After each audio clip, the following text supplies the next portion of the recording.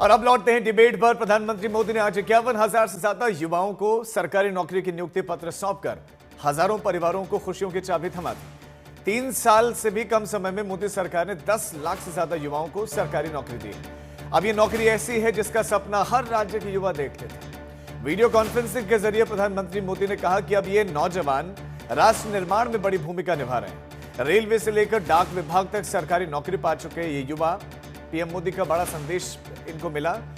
इन्हीं संदेश को संजोने वालों में बिहार के कई युवा, कई नौजवान भी हैं जिनके सपने आज सरकारी नौकरी मिलने के बाद साकार हुए। सरकारी नौकरी हमारे देश में कितनी बड़ी है आप सब जानते हैं। बिहार में भी बड़े पैमाने पर युवाओं को केंद्र की नौकरी मिली, क्योंकि बिहार में चुनाव है और इसीलिए नौकरी को लेकर बीजेपी ने आरजेडी पर निशाना साधा है। वहीं आरजेडी के भी अपने दावे हैं। अब ऐसे में सवाल है कि क्या सरकारी नौकरी का मुद्दा बिहार में गरमाएगा? क्या एनडीए केंद्र और राज्य की सरकारी नौकरियों के दम पर बिहार के चुनावों में इसका भरपूर फायदा उठा सकेगी? क्या आरजेडी, कांग्रेस समेत विपक्ष के नैरेटिव को बदलने में सरकारी नौकरी एनडीए के काम आएगी? आज कई सवालों पर होगी बड़ी बहस, लेकिन सबसे पहले आपको दिखाते हैं एक खास रिपोर्ट।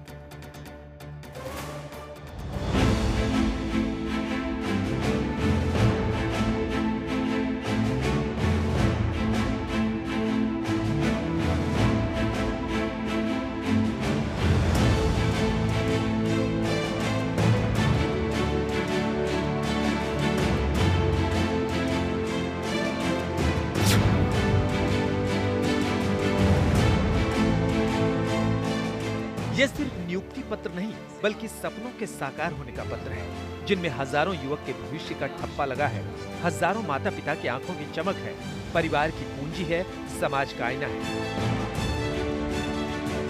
पीएम मोदी ने आज 51,000 युवाओं को सरकारी नौकरी का नियुक्ति पत्र थमाया।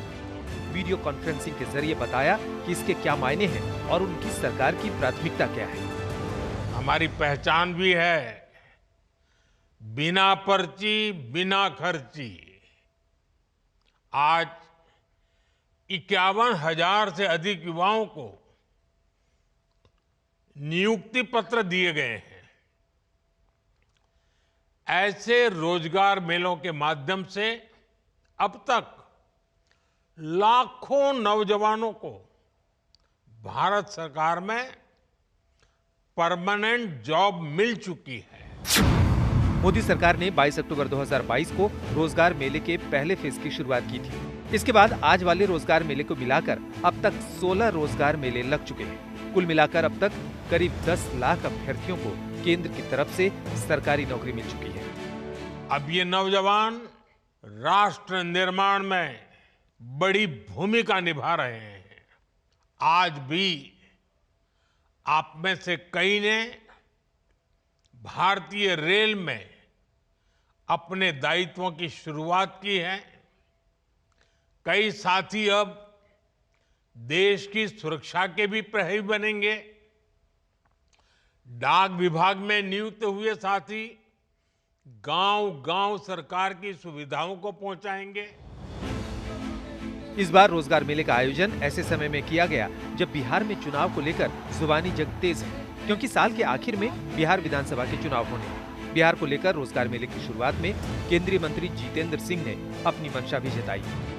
अभी 2 ही दिन पहले 9 जुलाई 2025 का यदि हम आंकड़ा देखें तो भिन्न भिन्न राज्यों से राज्य सरकारों के कर्मचारी लगभग 82 लाख की संख्या में इस पोर्टल से जुड़ चुके हैं, जिसमें सर्वाधिक संख्या बिहार से 10 लाख राज्य सरकार के कर्मचारी आज इस पोर्टल का हिस्सा है।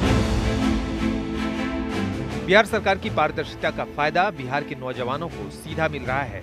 ऐसे में सवाल ये है कि क्या मोदी सरकार बिहार के युवाओं के दिल में सीधे एंट्री कर चुकी है?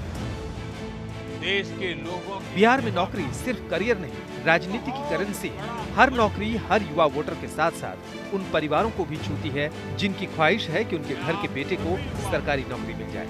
पीएम ने आज जब युवाओं के लिए नौकरी की नई किस्त जारी की, बिहार में बीजेपी के मंत्री नेता ने आरजेडी की तरफ बयानों के तोप खोल दिए।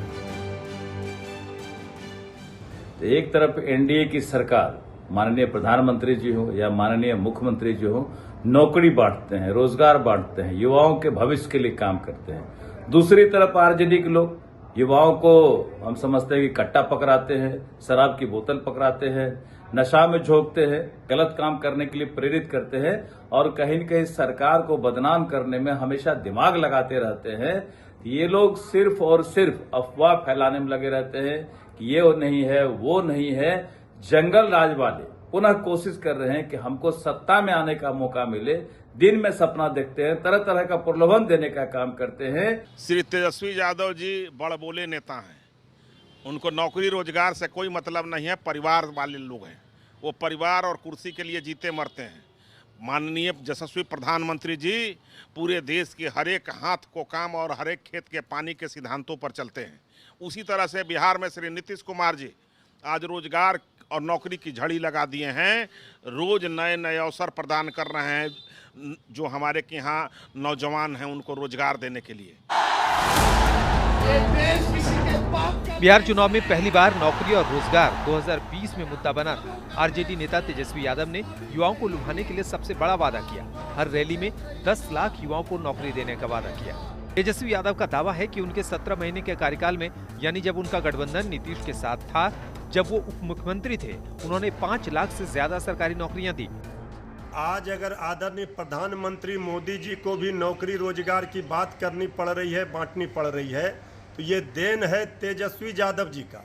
ये सबको पता है कि 2020 में श्री तेजस्वी जी ने नौकरी के मुद्दे पर पूरा चुनाव लड़ा। अब हर जगह चुनाव में नौकरी और रोजगार मुद्दा बनता है, ये देन तेजस्वी जी की है। हालांकि तेजस्वी यादव के दावे को जेडीयू पंचर कर देती है। जेडीयू का कहना है कि पीएम मोदी ने जो पहल की है उसका फायदा बिहार को मिला है। साथ ही जेडीयू का दावा है कि नीतीश कुमार ने बिहार में सबसे ज्यादा रोजगार दिया। जेडीयू इसके लिए डबल इंजन की सरकार की दुहाई दे रही है। मोदी लगातार नौकरियां बांट रहे हैं।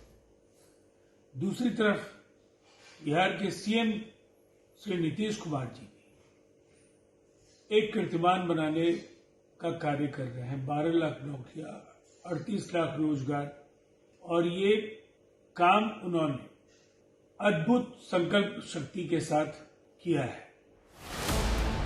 हमें कितना सामर्थ्य है। पीएम मोदी हमेशा से युवा शक्ति को भारत की सबसे बड़ी ताकत बताते रहे हैं। बिहार में सरकारी नौकरी सिर्फ एक सपना नहीं, युवाओं की जिंदगी का मकसद बन चुकी है और यही सपना राजनीति की सबसे बड़ी पूंजी भी है।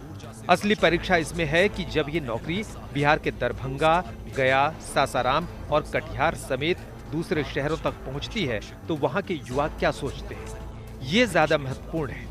सवाल ये भी है कि जब 2020 में तेजस्वी नौकरी के नारे से लड़े तो क्या 2025 में बिहार में बीजेपी नौकरी की नियुक्ति को लेकर लड़ेंगे?